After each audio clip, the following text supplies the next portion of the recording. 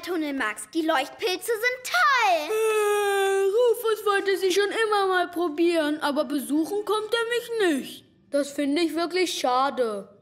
Also, der Einzige, der hier heult, bist du, Max. Hier liegt nicht die geringste Gefahr in der Luft, sagt mein Spürnäschen. Wir können jetzt wieder nach oben.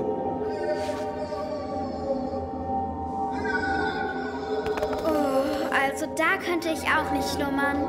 Max? Willi? Willi! Der Heuler mag keine Tunnelforscher. Oh nein, ich hätte hier nicht graben dürfen, Willi. Vielleicht hat sich nur jemand in den Gängen verirrt.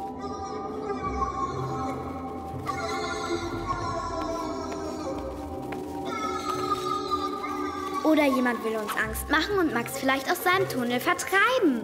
Ha, das kann er vergessen, das schafft er nicht. Auf zum Heuler! Denk daran, ich kann Gefahr riechen und das stinkt nach super großer Gefahr. Maja hat recht, Angst ist kein guter Forscher. Auf geht's! Ja, Ich bin müde. ich hab Hunger.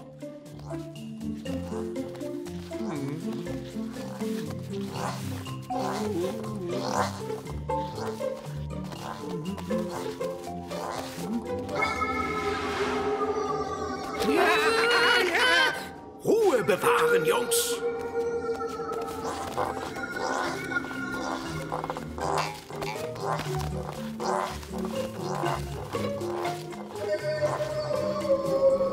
Da lang! Ach, Manu. Na du, ob man die essen kann? Ja, es geht.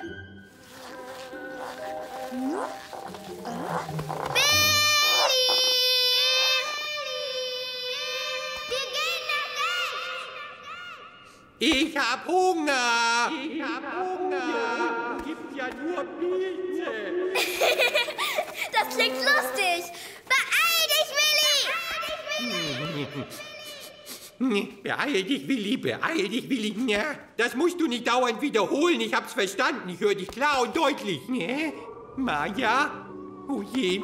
Was hat sie gerade gesagt? Nach rechts oder nach links? Nee. Rechts riecht es nach Gefahr. Also nach links. Ja! Maja! Warte auf mich! Warte auf mich!